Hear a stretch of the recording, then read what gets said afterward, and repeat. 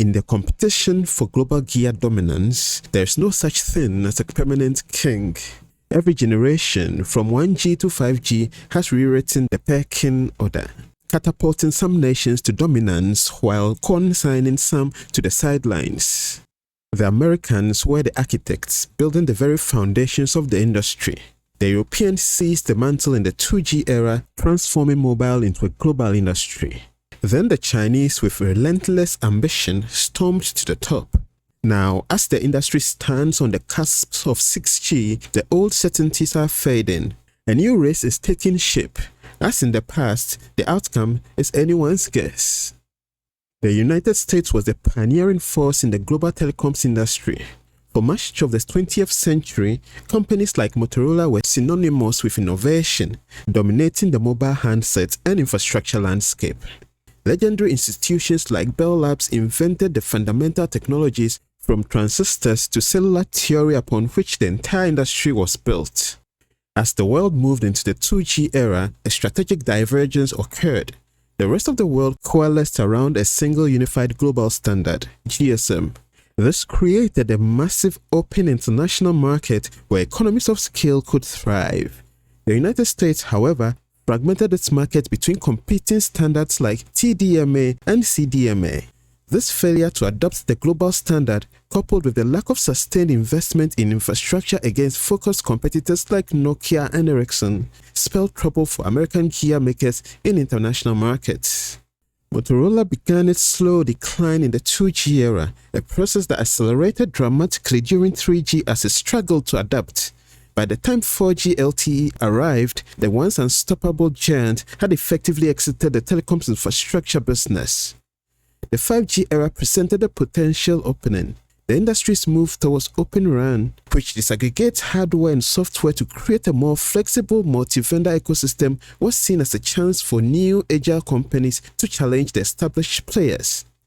American startups like Mavenir and GMA Wireless emerged as hopefuls. However, building a competitive telecoms gear business from scratch proved monumentally difficult. Competition with the vertically integrated giants like Ericsson, Nokia, and Huawei required massive R&D spending and flawless execution.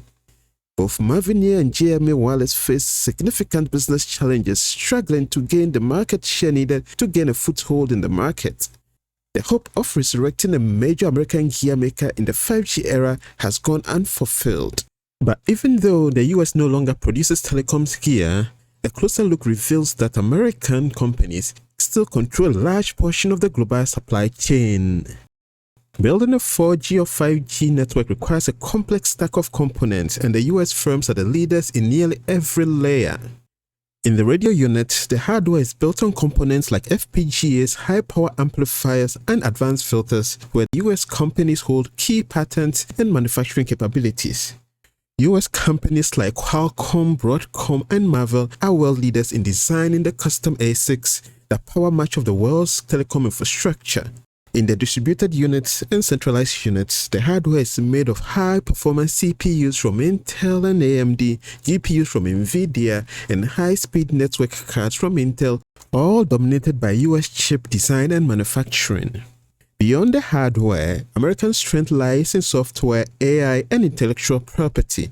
The sophisticated software algorithms for advanced techniques like beamforming and error correction are often developed by US firms or rely on fundamental research conducted in the country. The virtualized nature of modern networks opens the door for hyperscale cloud providers. If operators choose to run their network functions in the cloud, especially for edge computing applications requiring low latency for autonomous cars and AI, companies like Amazon Web Services, Google Cloud, and Microsoft Azure become critical players in the telecoms ecosystem. The increased use of AI in the network for traffic optimization and predictive maintenance creates a massive opportunity for vendors like NVIDIA, AMD, and Qualcomm, whose AI accelerators and GPUs will be essential. With the rise of AI-driven applications like autonomous vehicles, humanoid robots, and electric vertical takeoff and landing aircraft, telecom networks are no longer just about communications. They are becoming critical nervous systems of the economy and national security. The American market is rapidly consolidating around the principle of trusted suppliers. For future 6G networks, access will likely be restricted to vendors from trusted allies like South Korea, Japan, Europe, and potentially India. Manufacturers from geostrategic rivals like China and Russia will definitely be excluded, just as autonomous driving software from these nations are already barred from use in US vehicles. Security concerns are now the primary driver of market access. Looking ahead to 6G, the landscape is shifting once again. While the US may no longer be a top contender in building the entire end-to-end system, it retains significant influence. While the United States pioneered the equipment, Europe's genius lay in standardization and industrialization. In the 1980s, European nations, fueled by the vision of a single market, banded together to create the GSM standard. This allowed citizens to use their mobile phones in every country without compatibility issues. By mandating a unified standard across the continent, they created a massive borderless home market that allowed companies like Nokia and Ericsson to achieve unprecedented economies of scale. Europeans didn't just build the gear, they built the mobile phones also, and invited the world to play by their rules. This single market was the launchpad for their global dominance. As the world embraced GSM, these European champions were perfectly positioned to take the lead, outmaneuvering the Japanese, who were focused on their own domestic PDC standard, and the Americans, who were mired in a fragmented battle between TDMA and CDMA. The 3G and 4G eras, while a period of growth, brought intensified global competition. The cost of R&D for each new generation skyrocketed and new powerful players emerged. Most notably, Chinese vendors like Huawei and ZTE entered the fray, leveraging their vast home market to offer competitive products at aggressive price points. To survive and maintain the lead, the European industry underwent a wave of massive consolidation. This period saw the absorption of former national champions. Marconi was acquired by Ericsson. Siemens merged its carrier division with Nokia's. Then the combined company later acquired Motorola's network business, and Alcatel merged with Lucent, before eventually being acquired by Nokia. By the end of the 4G era, the field had whittled down to two primary European players, Nokia and Ericsson. By the dawn of the 5G era, the Europeans had lost their absolute technical and cost leadership to Huawei, which had become the world's largest telecoms equipment vendor. However, a geopolitical twist of fate handed the European vendors a crucial lifeline. The United States, citing security concerns, launched a sustained campaign to bar Chinese equipment from Western networks. This decision effectively carved the global market into two.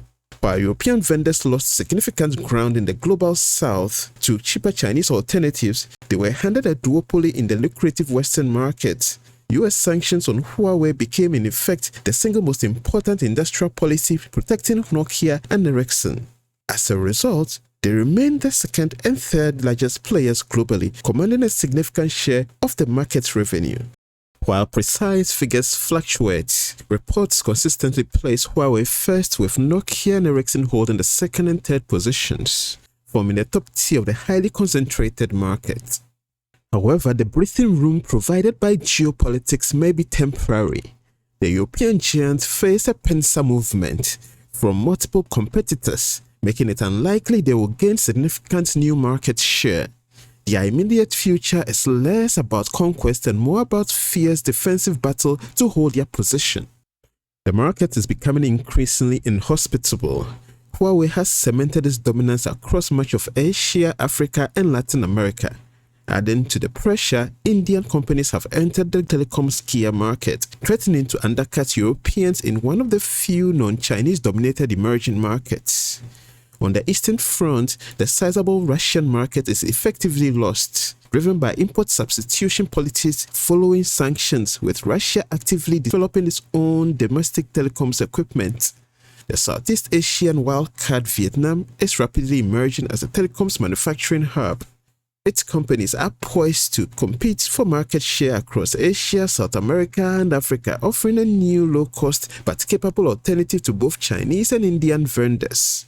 And even in the relatively safe Western markets, the Europeans cannot rest easy. Samsung from Korea is aggressively positioning itself as a third force, chipping away market share with innovative technology and a trusted brand. In this hyper-competitive landscape, the European vendors have a distinct, if expensive, value proposition: trust and performance. Their primary advantage in Western markets is the trusted supplier status. For future 6G networks that will underpin critical infrastructure like autonomous cars and eVTOLs, security is paramount.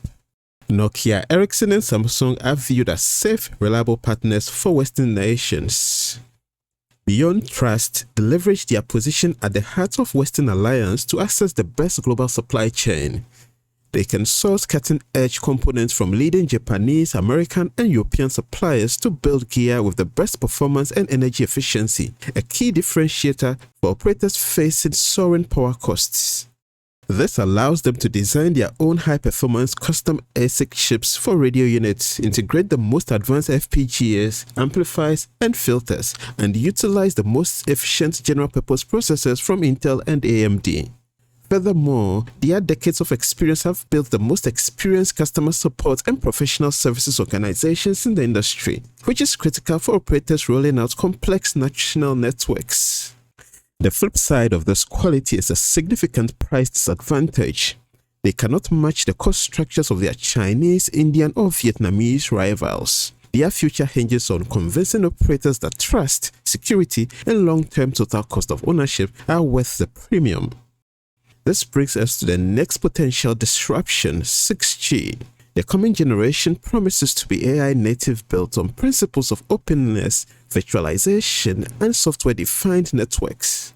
This tectonic shift in architecture plays directly into the hands of American tech giants. NVIDIA is already rallying the industry around the AI native platform for 6G.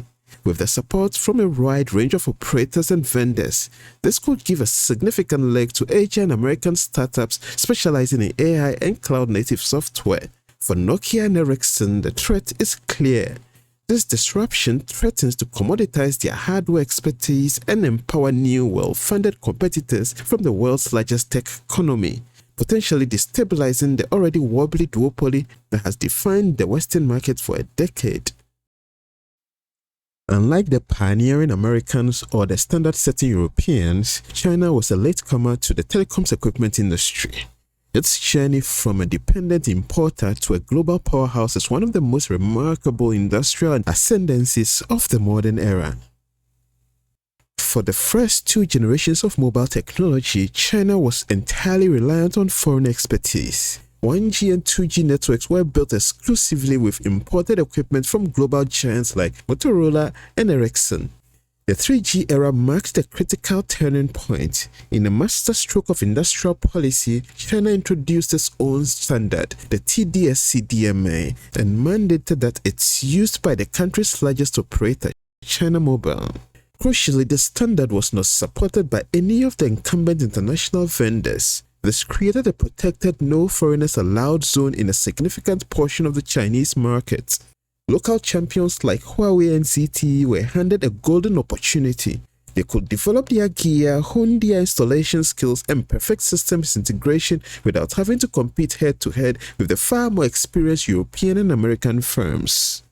This policy didn't just build products, it built competence and confidence. It also allowed them to begin developing local manufacturing supply chains and achieve initial economies of scale within a captive home market.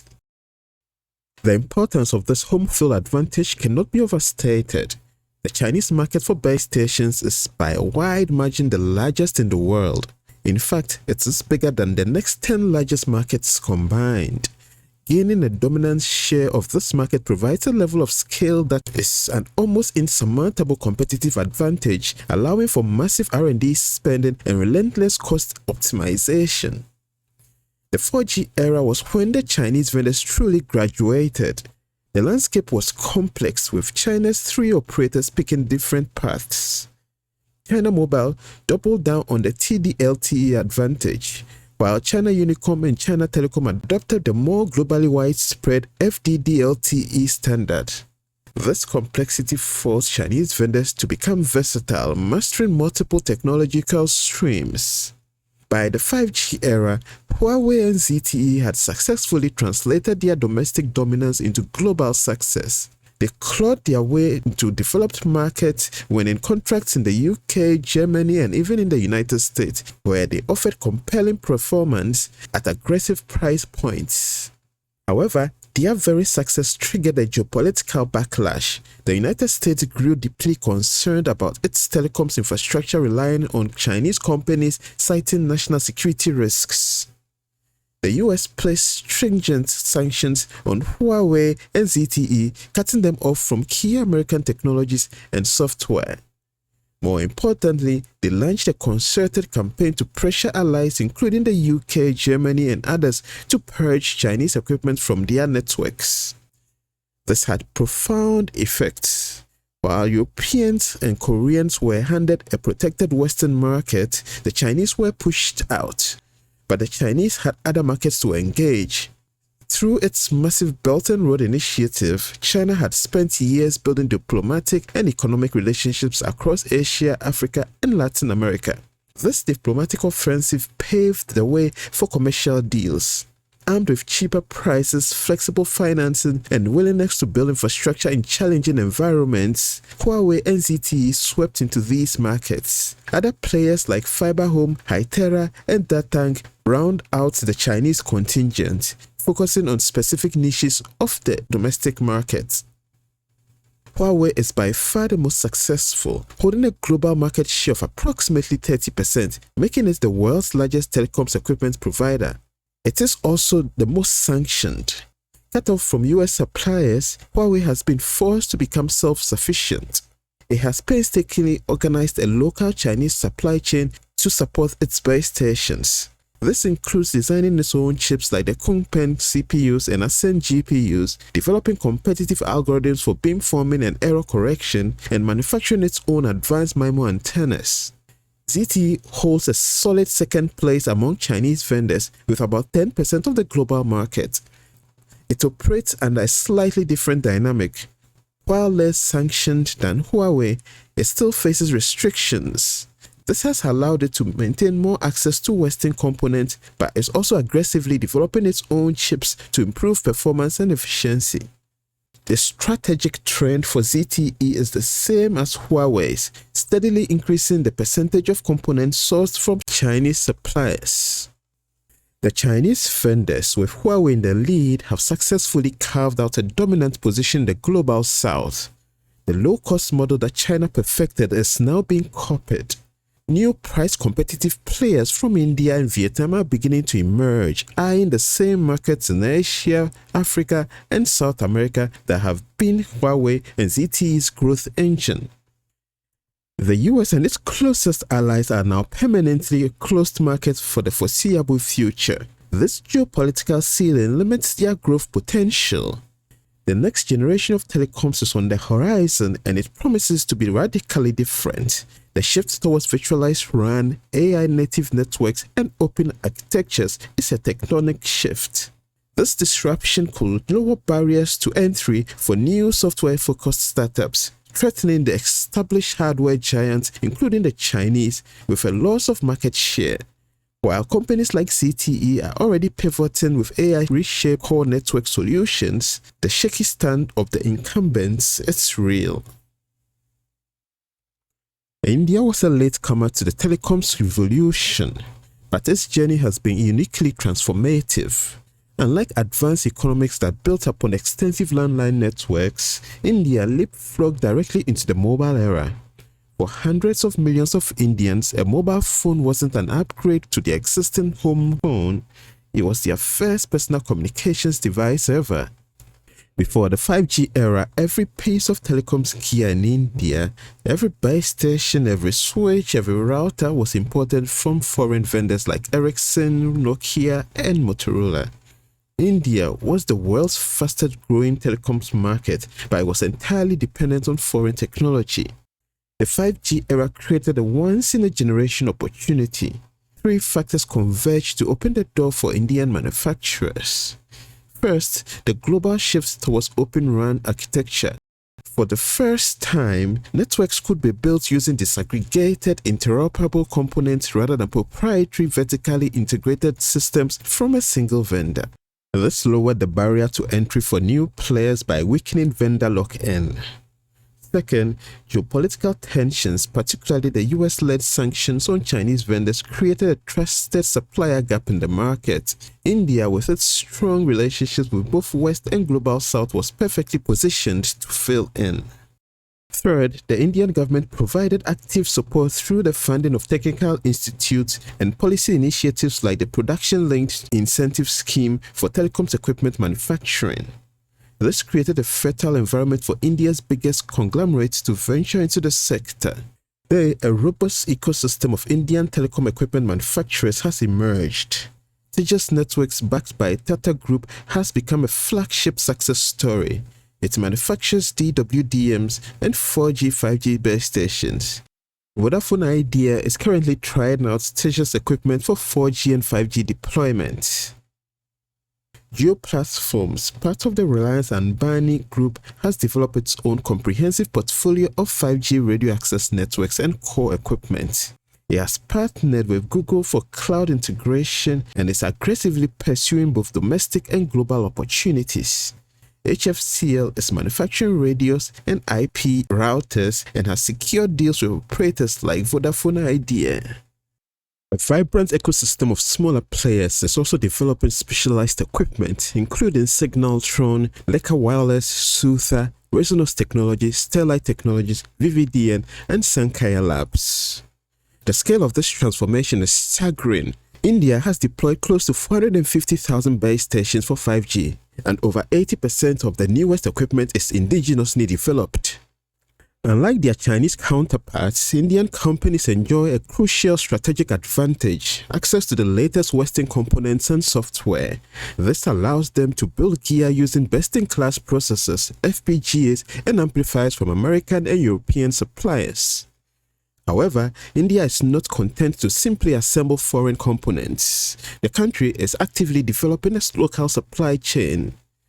Currently, the Indian-made content in telecoms equipment includes software and algorithms, a traditional Indian strength, MIMO antennas, printed circuit boards, and enclosures. The one big area where India is still catching up is in semiconductor design and fabrication. Unlike Huawei, which was forced by sanctions to develop its own application-specific integrated circuits, Indian vendors have not yet developed custom chips that will give them an extra advantage at the hardware level. However, with the government's push for semiconductor fabrication and design, this gap is being actively addressed. The coming of vRAN and deeper AI integration in 6G networks plays directly into India's strengths. As an established software powerhouse, Indian vendors are well positioned to excel in software-defined AI-native networks of the future. India's domestic market is already among the top 5 in the world for base stations, valued at approximately 19.5 billion in 2024. But this is just the beginning. As smartphone penetration continues to rise and data consumption explodes, India's market size will eventually rival China's volumes. When that happens, Indian equipment makers will achieve economies of scale that are simply unavailable anywhere except China. Combined with India's significantly lower labor costs, this will make Indian equipment extremely price competitive on the global stage. Perhaps India's greatest strategic asset is its unique geopolitical position. India is one of the few major countries that maintain strong relationships with both the West and the global South. It is a trusted partner for the United States, Europe, Japan, and Australia through the Quad, while simultaneously enjoying deep historical and cultural ties with Africa, Southeast Asia, and the Middle East. Unlike Chinese, Russian, or even Vietnamese vendors, Indian companies will likely be accepted in almost all markets, with the possible exception of the Chinese market. India is now exporting telecoms gear to nearly 70 countries, with exports growing by 35%. In Africa, where Huawei's equipment accounts for nearly 70% of 4G infrastructure, Indian companies see an opportunity to offer an alternative. In Southeast Asia and the Middle East, Indian vendors are positioning themselves as trusted, neutral suppliers at a time when geopolitical sensitivities are rising. The prospects for Indian companies in foreign markets are the greatest of all the new entrants in the global telecoms equipment industry. But realizing this potential requires execution. Indian equipment must match or exceed the quality benchmarks set by established players, and Indian vendors must build a kind of responsive, reliable customer support systems that operators in distant markets can depend on. If Indian vendors can execute on these fronts, they are poised to claim significant market share across Asia, Africa, South America, and even parts of Europe. For decades, Russia's telecom infrastructure was entirely dependent on foreign technology.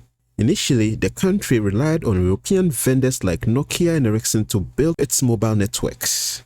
But as geopolitical alignment shifted and cost pressures grew, Russian operators increasingly turned to Chinese vendors like Huawei and ZTE. Then came the sanctions following the Ukraine war.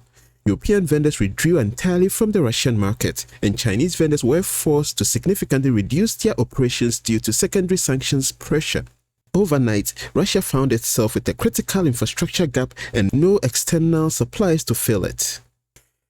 The Russian government had already been encouraging the development of domestic base stations as part of a broader import substitution policies, but the sanctions added desperate urgency. With foreign suppliers gone, Russian mobile operators MTS, Megaphone, Beeline, and Tele2 had no choice but to join the national campaign to develop homegrown equipment, working alongside government entities and private equipment manufacturers. Russia now has 4 major manufacturers of base stations with serious ambitions in the market. Irteya was the first real success story to reach the market. The project originated at the Skoltech Business Incubator with funding from the NTI Venture Fund. Mobile operator MTS recognized the potential, took over the project and its team, and created a dedicated company called Irteya to complete development. The product was launched in 2024, and by December of that year, MTS had put 200 LTE base stations from Irteya into trial operation across 37 regions. The company plans to produce 10,000 to 15,000 stations annually between 2026 and 2027, ramping up to 20,000 per year by 2030. The second Russian base station to reach the market was the Bulat base station. Bulat is a subsidiary of Russian state-controlled telecoms giant Rostelecom, which also owns the mobile operator T2. The Bulat equipment is currently available only for 2G and 4G LTE networks, as the 5G model is still under development. Yadro, part of the ICS holding conglomerate, which also includes Bureau 1440, a satellite broadband venture similar to Starlink, launched its 5G-capable base stations in 2025.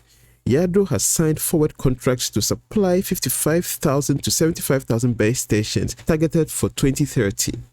Yadro's equipment supports 2G, 4G, and 5G, with operators able to activate 5G functionality through software updates without replacing hardware.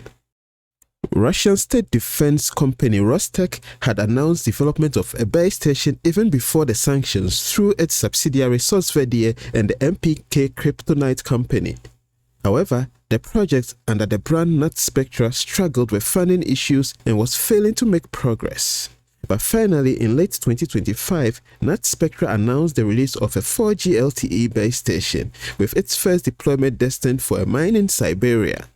Rounding out the list of Russian manufacturers are Telco and Softtime, both of which are developing base station equipment and have ambitions for the market.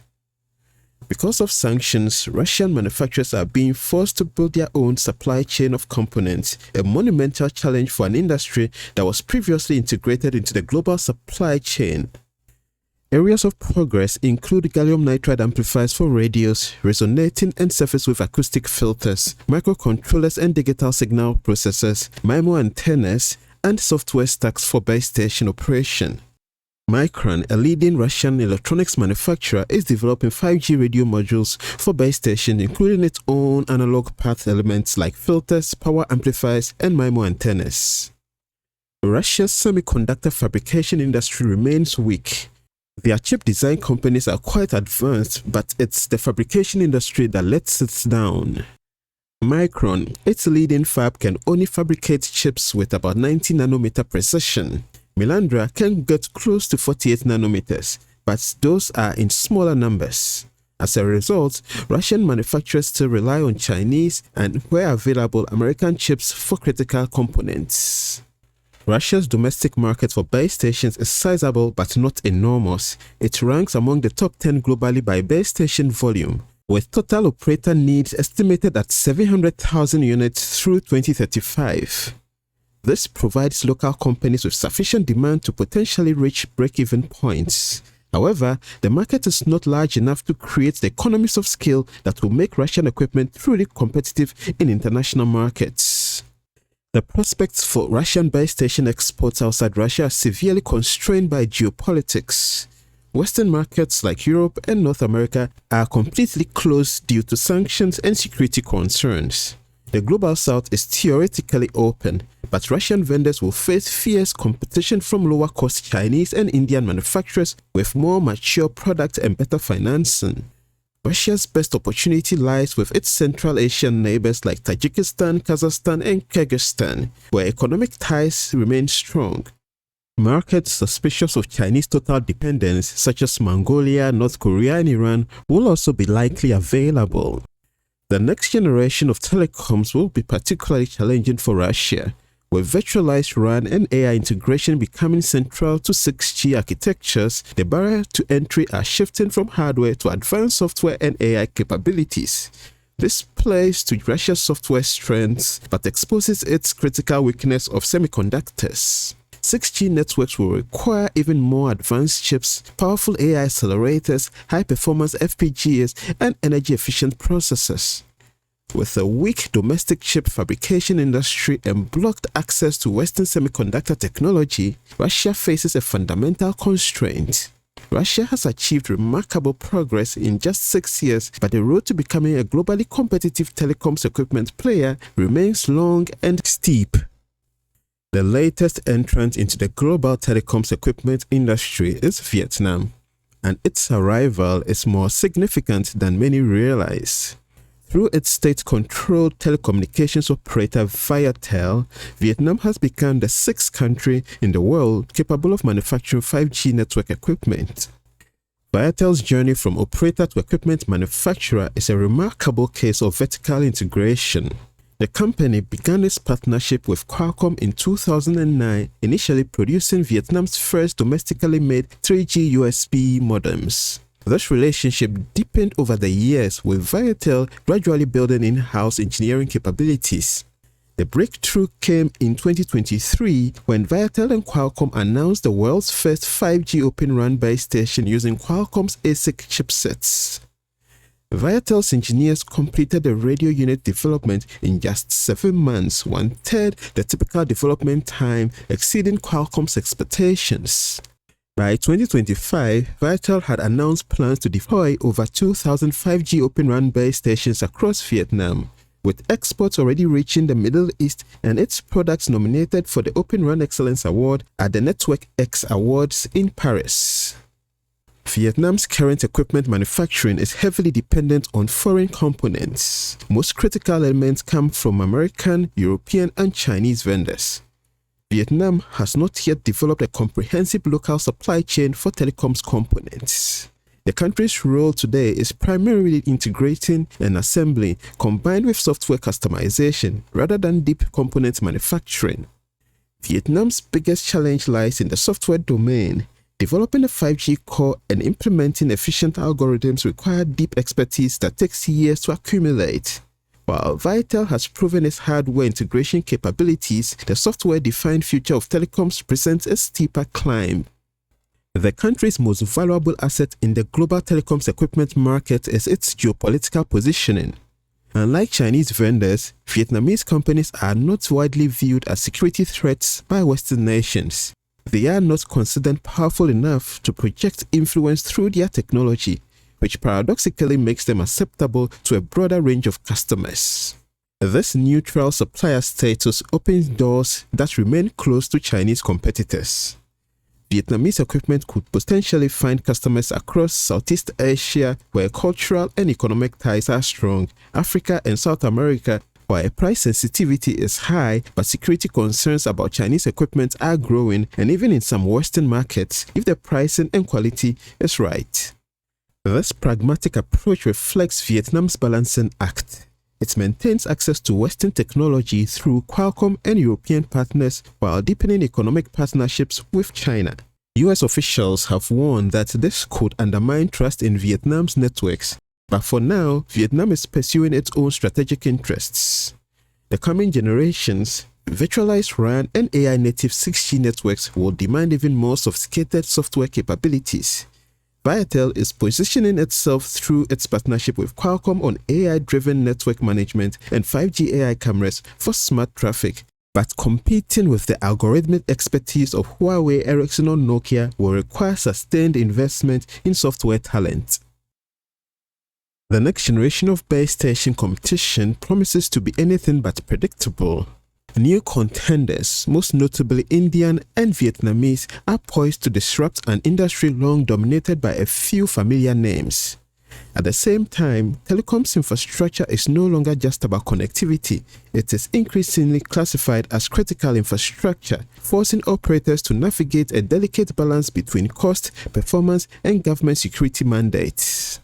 Add to this the growing influence of AI and edge data center infrastructure, both of which are reshaping how networks are built and operated, and the landscape becomes a swirl of strategic uncertainty. With so many moving parts, the coming years will reveal how the market segments, which players rise, and whether the established giants can hold their ground. Well, that's it, folks. Please like, subscribe, and stay tuned.